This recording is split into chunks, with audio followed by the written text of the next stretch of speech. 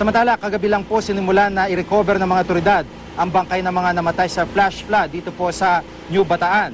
Nag-iwan din ng maraming patay, landslide sa bayan ng Moncayo. Narito po report ni Maria Bulaklak Ausente.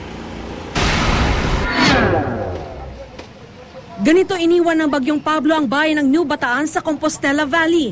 Nagkawasak-wasak ang mga bahay at pananim. Nagtumbahan ng mga puno at nabalot ng putik ang kalsada.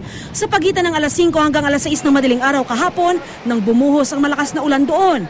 Nasundan ito ng pagragasa ng tubig na naipon mula sa taas ng bundok at dumiretso sa mga komunidad sa paanan nito. Ang mas nakalulungkot, tumambad din ang mga putikang bangkay ng mga di nakaligtas sa kalamidad. Sa tala ng mga otoridad, hindi bababa sa 66 ng namatay dahil sa biglaang pagbaha. Karamihan naabutan ng flash flood habang lumilikas. Alas 5 ng umaga kanina, isa pang bangkay ang nakuha. Kinilalang biktimang si Roberto Capake. Si Lolo Roberto na isang magsasaka ay mag-isa lang daw na nakatira sa kanyang bahay sa Barangay Lagab. Labis na nag-alala para sa kanya ang mga kaanak sa Davao kaya't napasugod sila sa Compostela Valley. Pero sa kasamaang palad, di nila naabutang buhay ang kaanak na natabunan sa nawasak niyang bahay. Pagdating ko talaga kasi ako yung iniisip niya anak ito eh. Kaya umuwi ako talaga dito. Yun, wala na. Kanina nakuha namin, hindi ako makatulog kagabi kasi ginigising niya talaga ako na tulungan siya doon. Kaya hindi ko nagkamali na doon talaga siya. Nakunan din ang pagsagip sa ilang residente, kabilang ang isang bata.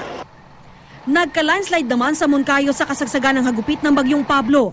14 ang patay matapos matabunan ng lupa at malalaking punong nagtumbahan sa kasagsagan ng bagyo.